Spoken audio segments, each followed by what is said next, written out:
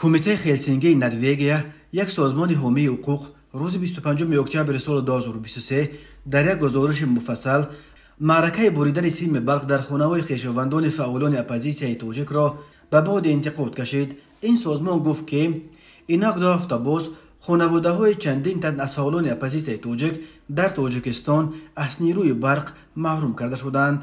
کمیته هلسینکی نروژ از قبل فعالان تاجیک خبر داد که مقامات روز 11 اکتبر سیم برق خانه اویشمو عبدالله و مادر شراف‌الدین گدایف را بریده. روز 12 اکتبر خانه اویشمو میرزای و مادراندر سروب ظفر رهبر حرکت اپوزیسیونی گروه 24 در نوحه واسه را از خط برق جدا کردند. در هر دو مورد به صاحبان خانه گفتند که سیم برقشان را با فرمان از بالا میبرند.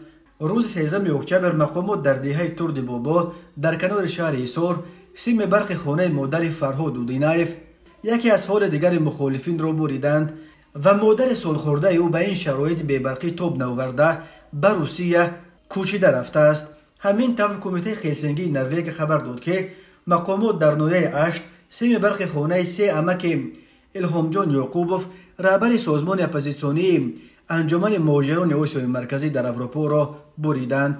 عمک‌های یعقوبوف اخیراً بازداشت شده مجبور کرده شدند که پیش از آزادی در صورت ویدیویی جنهای خود را برای فعالیت‌های اپوزیسیونیشان محکوم کنند. فعالان تاجیک میگویند شماره عائله‌هایی که برای فعالیت‌های اپوزیسیونی نزدیکانش از نیروی برق محروم کرده شدند خیلی بیشترند، ولی بسیاری‌ها از ترس اقدام بیشتر نقارجویانه مقامات از رسانه‌ای کردن احوال خود خودداری می‌کنند. شراف‌الدین گدایف همچنین خبر داده است که روز 20 اکتبر از کمیته امنیت به خانه برادر او در فرخار آمده تهدید کردند که در اینترنت و شبکه‌های اجتماعی به چه کار مشغول بودن فرزندان آنها را که در روسیه در مردکاری قرار دارند تحت نظارت قرار دادند. برت لیندنمن دبیر کل کمیته هلسینکی نروژ از مقامات تاجیکستان قطع این تجربه ننگاور نخورگیری را تقاضا کرده از شریکان بین المللی تاجیکستان خواسته است که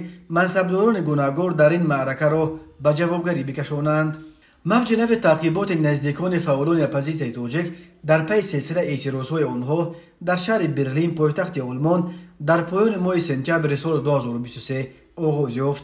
روزهای 28 و 29 سپتامبر برلین میزبان نخستین نشست سران آلمان و آسیای مرکزی بود و در روزهای این سامیت اپوزیسیای تاجیک در برلین چندین اعتراض برپا کرد و فعالانش با تخم در یکی از کوچه‌های پایتخت آلمان به ماشین پرزیدنت تاجیکستان امامعلی رحمان حمله کردند. در پی این به حساب حامیان حقوق در تاجیکستان نزدیک 50 نفر از خویشاوندان فعالان اپوزیسیا را دستگیر کردند.